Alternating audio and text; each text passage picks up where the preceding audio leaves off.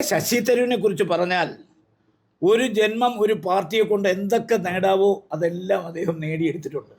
ഇതിനപ്പുറം ഈ പാർട്ടിയിൽ നിന്ന് ഇനി അദ്ദേഹത്തിനൊന്നും ലഭിക്കാനില്ല. ഇന്ന് കോൺഗ്രസിൻ്റെ പരമോന്നത സമിതി എന്ന് പറയുന്ന വർക്കിംഗ് കമ്മിറ്റിയിലെ ഒരു അംഗമാണ് അദ്ദേഹം. കോൺഗ്രസ് പ്രസിഡൻ്റായി മത്സരിച്ച അദ്ദേഹമാണ്. മാത്രമല്ല അദ്ദേഹത്തിന് ഇന്ന് കോൺഗ്രസ് ഏറ്റവും നല്ലൊരു കമ്മിറ്റിയാണ് കൊടുത്തിരിക്കുന്നത്. ക്യാബിനറ്റ് പദവിയുള്ള ഒരു കമ്മിറ്റിയുടെ ചെയർമാനാണ് അദ്ദേഹം. അപ്പോൾ ഇതിൽ കൂടുതലൊന്നും അദ്ദേഹത്തിന് ചെയ്യാനില്ല.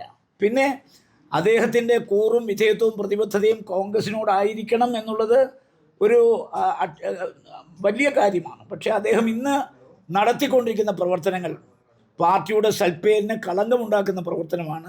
പക്ഷേ അദ്ദേഹം ഒരു രക്തസാക്ഷി പരിവേഷം നേടിയെടുത്ത് പാർട്ടിയിൽ നിന്ന് പുറത്തു പോകാൻ ശ്രമിക്കുമ്പോൾ അത്തരമൊരു പരിവേഷം കൊടുക്കാൻ ഞങ്ങൾ തയ്യാറല്ല. അതുകൊണ്ട് അദ്ദേഹത്തിന് വേണമെങ്കിൽ സ്വയം പാർട്ടി വിട്ടു പോകാം. പക്ഷെ പാർട്ടിയിൽ നിന്ന് പുറത്താക്കി ഒരു രക്തസാക്ഷി പരിവേഷം ഉണ്ടാക്കി പോകാമെന്നുള്ള വ്യാമോഹം നടക്കുന്ന പ്രശ്നമില്ല. പാർട്ടിക്ക് അദ്ദേഹത്തെ പേടിയാണോ? ഒരു പേടിയില്ല. ഈ ശശി തരൂരിനെ കൈകാര്യം ചെയ്യുന്ന നേതൃത്വത്തിന് എന്തെങ്കിലും, കേരളത്തിലെ നേതൃത്വത്തിന് എന്തെങ്കിലും ഒരു വീഴ്ച പറ്റിയതായി തോന്നുന്നുണ്ടോ? കേരളത്തിലെ കോൺഗ്രസിന് ഒരു വീഴ്ചയും പറ്റിയിട്ടില്ല. കേരളത്തിലെ കോൺഗ്രസിന് എന്ത് വീഴ്ചയാണ് പറ്റുന്നത്? അദ്ദേഹം കോൺഗ്രസ് പ്രസിഡന്റ് സ്ഥാനത്തേക്ക് മത്സരിച്ച ആളാണ്, വർക്കിംഗ് കമ്മിറ്റി മെമ്പറാണ്. അപ്പോൾ അദ്ദേഹത്തിൻ്റെ കാര്യത്തിൽ തീരുമാനമെടുക്കുന്നത് കേരളത്തിലെ KPCC അല്ല, ഓൾ ഇന്ത്യ കോൺഗ്രസ് കമ്മിറ്റിയാണ്. പ്രസിഡൻറ്റും അതുപോലെ തന്നെ കോൺഗ്രസിൻ്റെ സംഘടനാ ചുമതലയുള്ള ജനറൽ സെക്രട്ടറി ശ്രീ KC വേണുഗോപാലും ഉചിതമായ സമയത്ത് ഉചിതമായ തീരുമാനമെടുക്കും. അതിനാർക്കും ഒരു സംശയവും വേണ്ട.